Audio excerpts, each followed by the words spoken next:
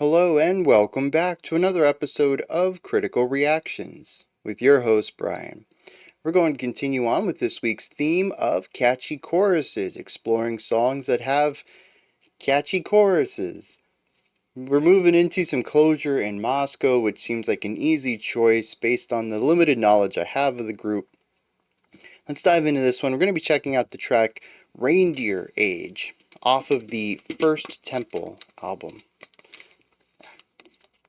Let's dive in.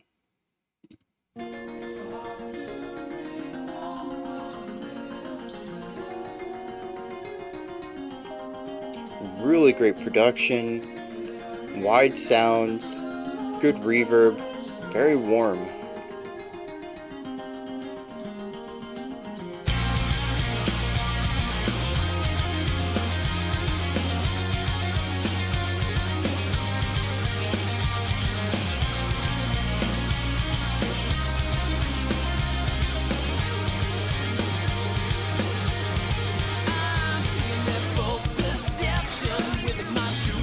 Oh, dang.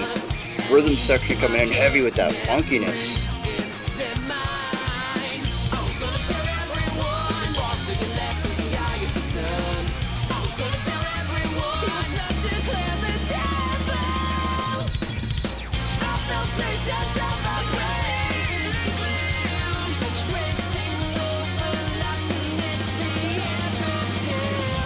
Just full on snare roll. Okay, I'm here for it.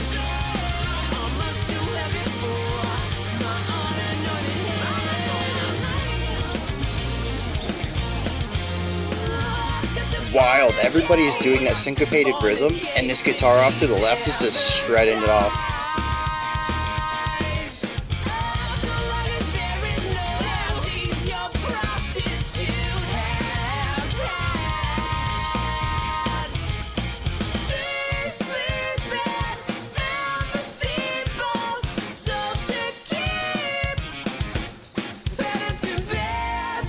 I can't tell if that verse was in 7 or if it was just a really funky syncopated 8.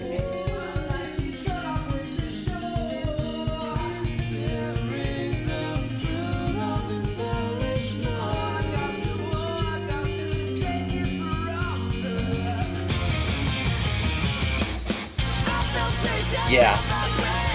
Great pre-chorus there.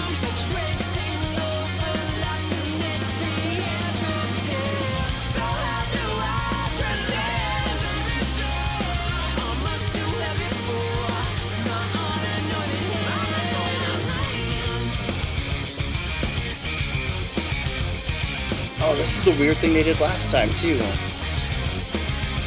There's so many polyrhythms going on.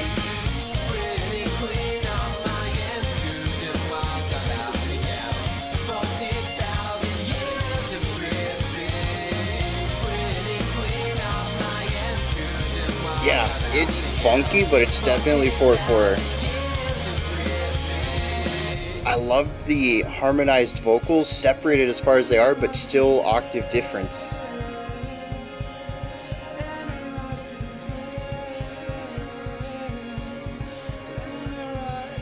Beautiful, like twinkling lights, nighttime.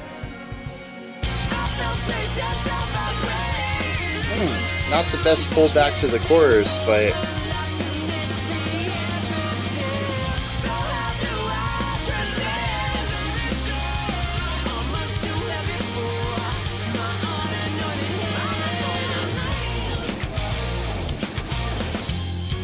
whoa.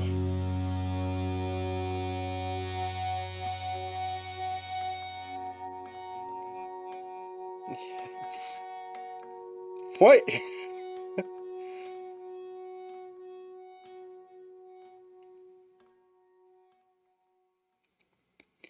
Maybe there's something in the lyrics that might shed some light on that end. That was wild, though. Dang. Like I mentioned, the most of the transitions are really good. A lot of lead into ideas, pulling ideas back to something lower. We did have some harsh transitions in order to create vast diversity between sounds, something really loud and booming, lots of layers, and then immediately withdrawing to something really light. But the final, or the bridge into the final chorus was very jarring for me. And then the final chorus into the outro was sort of bizarre. We took all the energy that we had, ran it into that funky syncopated idea that we had done after both of the other choruses, but then only ran that syncopated part for a bar or two and then just erased all of that energy for that ambient, slow moving outro. Makes no sense to me. It's a very interesting decision to take the song in that direction, and at least based on a first time listen, I have no idea. It's whiplash, constant, just being thrown back and forth there. It's just bizarre. Everything else in the song I could generally get a feel for. This is something I'm very at home with sonically. I enjoy this. I could definitely listen to this casually. It made me question why I hadn't listened to Closure in Moscow before, which I'm pretty sure is what I said last time we checked out Closure in Moscow, too. um, but yeah, like, I immediately want to go check out this album. This song totally sold me, and it's a sound I enjoy. And so I have a lot of experience with it. Many of the twists and turns made a lot of sense to me, and I was expecting something in the same realm. Maybe not necessarily their execution, but the intent of it. When we moved up, when we moved down, the pre chorus that we didn't have the first time around, coming in the second time around. I mean, yeah, these are things that I've heard before, and I really enjoy hearing them again. The ending, though, was something I could not have expected in all of my music listening. It's it's expectation subversion at its finest. They've set you up to expect this one sound, and then they don't do it. And in fact, they do the opposite in a way that is very jarring. Maybe there's an artistic purpose for it. Maybe they have a good explanation in some sort of interview.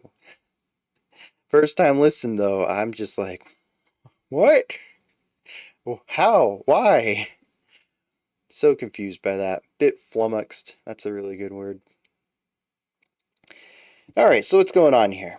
This is very noisy post-hardcore. Might even push it into the swancore side of things, which is just a fancy phrase for progressive post-hardcore. I've never really been a fan of the swancore genre title.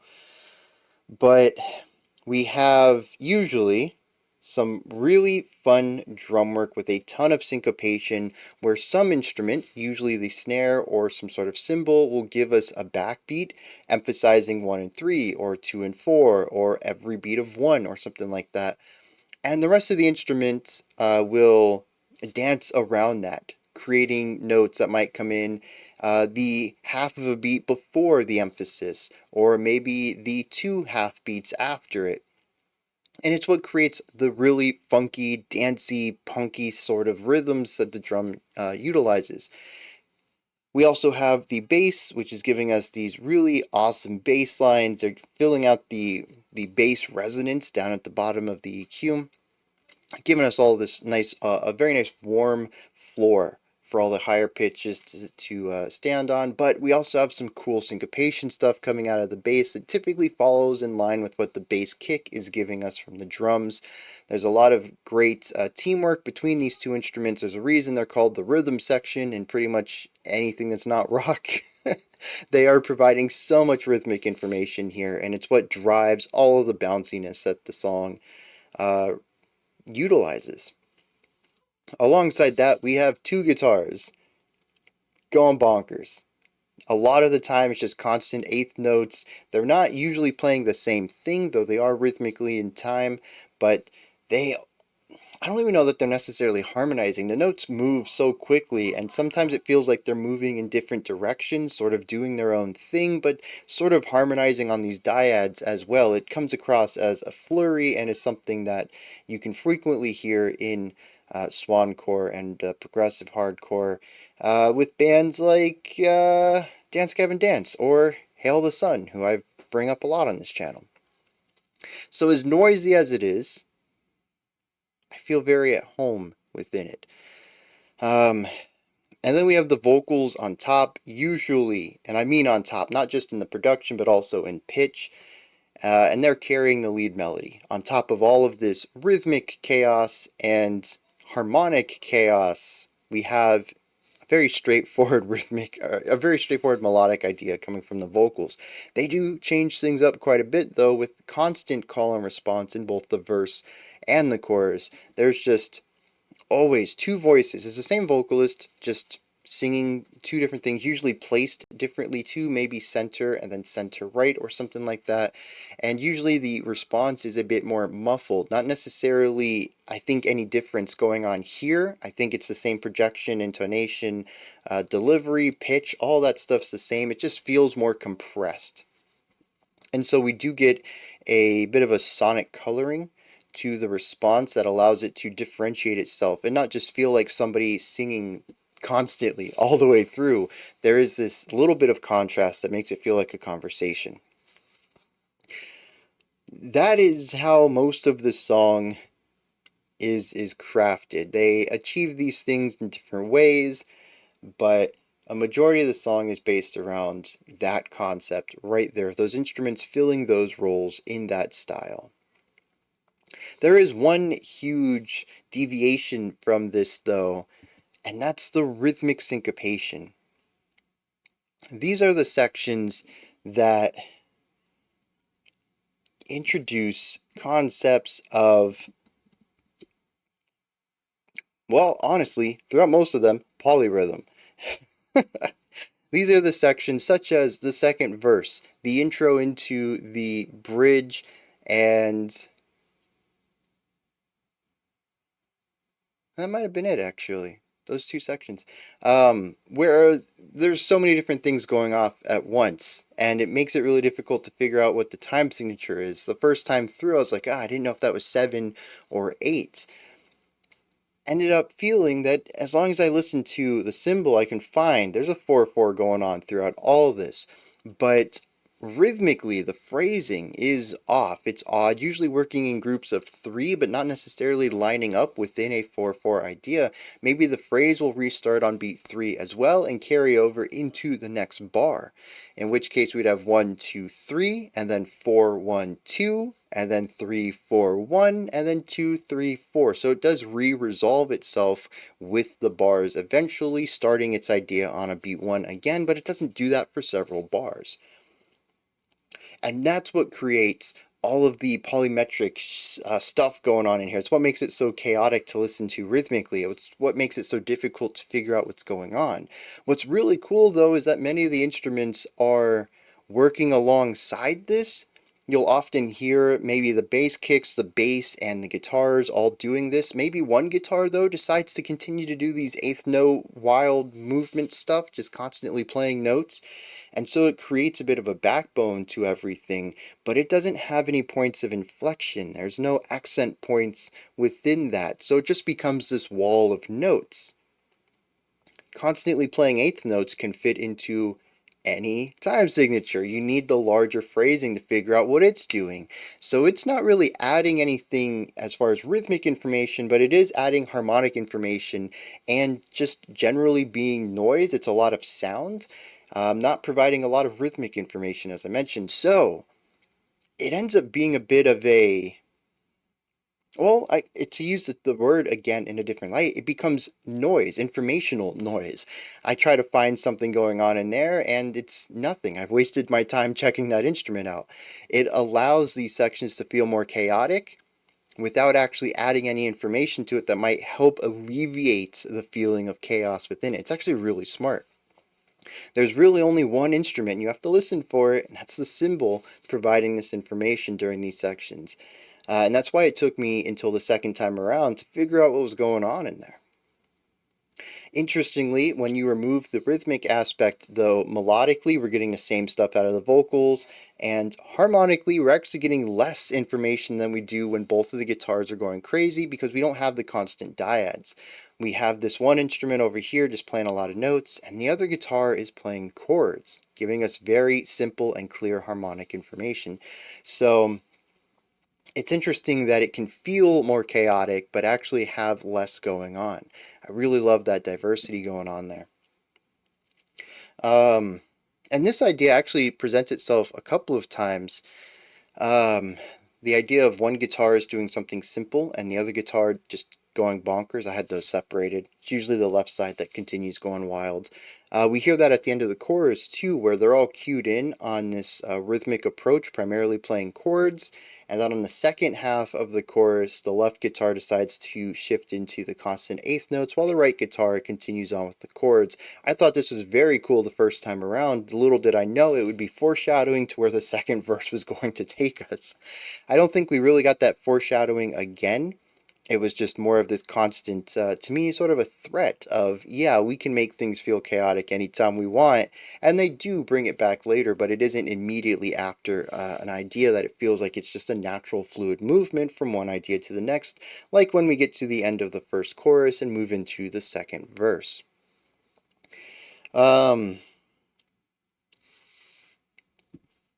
This is called Catchy Choruses Week, so I suppose we should talk about some catchy choruses. And yeah, this one is definitely that. This idea, I mean, the whole song's going to be stuck in my head, I think, for a couple of days, and I'm just going to have to listen to this album, hopefully the rest of the album similar to this, but the chorus is definitely catchy. But I think not as catchy as it could have been, and I think a lot of this is because of the complexity that happens underneath it, particularly in the second half of the chorus. See, catchiness is interesting because I don't think we've ever scientifically melted down what makes a chorus catchy. It's sort of like what makes a song a popular hit. You can't really know. You just have to throw it out there into the ether and see how it's received. And I think catchy choruses are a similar way. Granted, one thing we have learned about catchy choruses over the years is that the simpler it is, the better. Also, people tend to listen to music with single notes at a time. They're more likely to remember a memorable melody than a memorable chord progression. There's been some science into this. I don't know if we've come into any agreement as to why that is. My idea is that humans are monophonic. We only ever say one note at a time. So since we can only hum one note at a time, we tend to gravitate towards single note melodies. Whereas chords are polyphonic, and most humans cannot sing chords. I do say most humans, though. There are some really fascinating people out there who can produce multiple tones at once, and it blows my mind every time. But anyways, that's my hypothesis on that. Like I said, I don't know if that's been proven yet or if we know why. But anyways, melodies and simple melodies tend to be what is most catchy. It is why everybody can remember Lady Gaga's Poker Face chorus because it is one note over and over. Pa pa pa poker face, pa pa poker face. Same note the whole way through. You just have to remember the rhythm. That's definitely catchy. It's easy to remember. There is more movement in this than Poker Face, pitch-wise and rhythmically, but it does still have a very infectious groove to the song overall. But even the melody from the vocals, and we really don't have a lot of pitch movement in here. However, the back and forth on the two vocals and their different sonic stylings create that distance. As I said, if it was all one style, I think that it would be easier to hear it all as one continuous idea, and maybe that would make it just a hair bit catchier. But I mean, I think we might be splitting hairs there. At the end of the day, the thing is I do think this is a catchy melody. It is, if nothing else, something that I want to come back to over and over and over and over. That chorus is just infectious. I love everything about it. But an interesting thing is that I can't hum the vocal melody. And part of that, I think, is because I was also listening to the drum rhythm and the bass rhythm and this wild eighth note guitar movement over here and the chordal information. There's a lot of stuff going on, and I just didn't get a lot of time to spend with the melody, whereas I think a casual listener would have probably heard that melody all four times it was sung. Yes, at the end of the song, we hit it twice. And it would have a higher chance of being stuck in their head than for me, who I think I only listened to it one full time through, and even that was a bit fragmented as I was paying attention to some other stuff. But I do think it is catchy, and I think if I listen to this casually, just paying attention primarily to the vocalist, as I think most people do on a first time listen, and I say most people, probably not metalheads, because I've learned a lot of metalheads don't really care about vocals too much. But your average pop listener or radio rock listener primarily listen to lead melodies. As I mentioned, it's what we gravitate to because it's what we can hum and sing back. Even poorly, if you're not good at singing, you could still hum along with it. Um, and I think once I did that, it would become a very catchy melody, something stuck in my head for a while, because on paper it has all those qualities to it. Um, Also, I guess I just want to toss in this is a very palatable Mars Volta. Does anyone else get that feeling to it? It's not quite as crazy. It does have the oddity in the ending that I still find a bit strange. But aside from that, there isn't anything in here that I feel is necessarily obtuse or pushing against an average listening experience. It feels like it should be palatable all the way through, but it still has that chaotic energy that Mars Volta tends to have. I don't know. Not really any. Not really an analysis for the song itself, but it is a thought that I had while listening to this, and I'm curious if anybody else heard that as well. Let me check out some lyrics, and then we will wrap this video up. Well, I'm a bit lost on this one. Verse 1 definitely seems to set up some sort of antagonism between two characters. Says, I'm seeing their false perception with my true perception, and he's my canary in their mine. I was going to tell everyone, but you forced through. I was going to tell everyone, you are such a clever devil.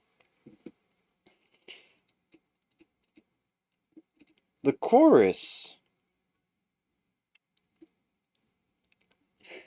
it feels like it wants to aim towards something larger than life, but I think it just misses the mark. Either that or I'm just not understanding the metaphor here. It says, I felt space and time vibrate, a tracing overlapped amidst the evidence. So how do I transcend? The hinges on this door are much too heavy for my unanointed hands.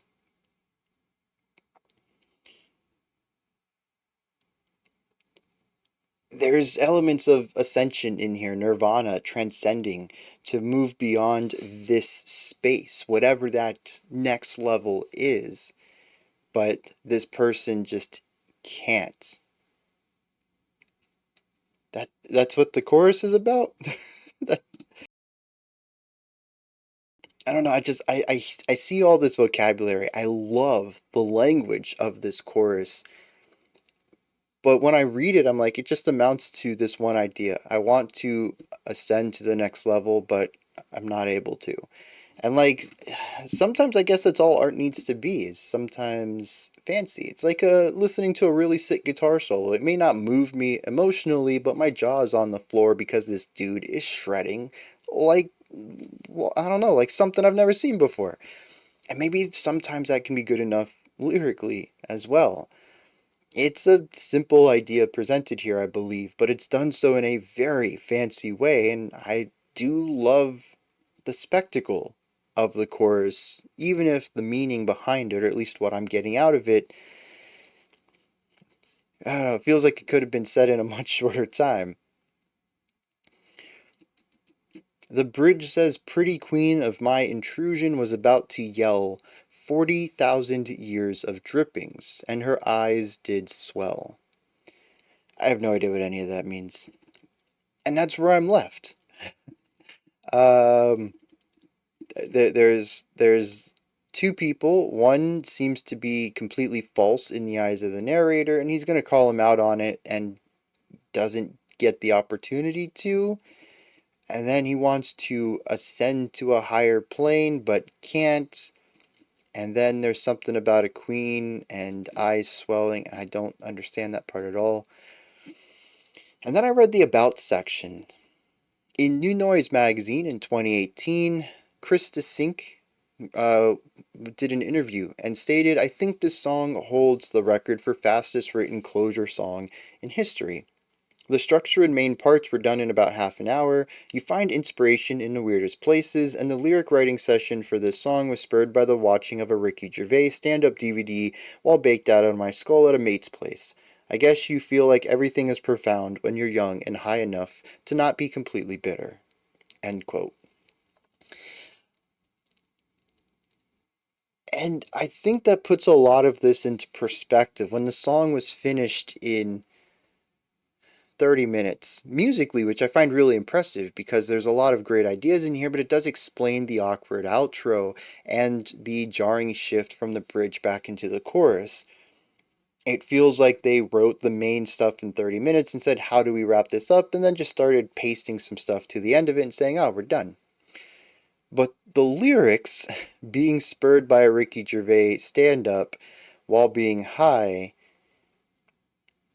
yeah, even he says that things feel more profound in that situation than maybe he felt the song was afterwards. And that's sort of where I'm sitting on it. I even mentioned that the chorus feels like it's trying to allude to something greater, but just misses that mark. And maybe that's what happened here. It is funny though, because Chris hits on something that I never really recognized, but I saw. Is that I used to write a ton of poetry and lyrics and stuff when I was younger, and I used to think it was the greatest stuff. Not, I'm not going to become famous from it, but I really enjoyed my use of metaphor and diction and all this stuff. And I reread it today, and it's just fine. Some of it is obviously a bit edgier than I would write today, but also everything I write today just feels plain. Nothing that I would ever stand behind the way that I did when I was younger. And I think he touches on something that everything just feels more profound then. I don't necessarily know if he's right that we just become more bitter and things don't seem as great as they were, but I do think it ties into experience in general. And I think maybe I just need to put my stuff out there more and just write lyrics for whatever reason, and just they're not going to be great. Put them in a song and move on instead of feeling not necessarily ashamed, but afraid to put what I think just isn't that great out there. I don't think anything's ever going to feel great lyrically for me ever again. I just don't have the way with words some people do, but I don't think that should stop me from putting my mediocre stuff out there, because it's better than nothing. So, Chris, from Closure in Moscow, thank you. You've opened my eyes to something, and I'm going to try to live differently, hopefully better, because of it. Those are my thoughts on Closure in Moscow's Reindeer Age. What does that even mean? How does that fit into anything else? This is such a post-hardcore track. I tell you, man, this genre, I will listen to these lyrics and I will have song, was it Song Meanings? Is that where I used to go? AZ's lyrics used to have a decent comment section too, like 10 years ago. And I would head into these places like, what does this guy mean? Hopefully someone has some comments on this, because these lyrics don't mean anything to me. It's just a bunch of random stuff. I just feel like that's a part of post-hardcore, for better or worse. There's so few lyricists that make sense to me. Even some of my favorites. I like the visuals they create, but not necessarily understand what they're trying to say. Anyways, those are my thoughts. As I said, Reindeer Age. What are yours, though? Did you enjoy this? Was there anything that stood out to you? Anything you'd like to add on to what I said or correct me on? Maybe just have your own thoughts, opinions, and perspectives about this track. Let me know down in the comment section. Above that, in the description box, you'll find a link to Linktree, which takes you to this menu. You can find links to my music, ways to support the channel, a link to the Discord server, and so much more. Above that, if you could, like, subscribe, and ring the bell. I greatly appreciate all three of those. Alright, that wraps it up for this one. We do have a special selection coming up next. Otherwise, I'll be back tomorrow, 5 p.m. Eastern Standard Time, 9 p.m. UTC, as usual. Until next time, remember to be critical, not cynical, of the music you listen to, and have a fantastic morning, afternoon, or evening, whenever you choose to watch my videos.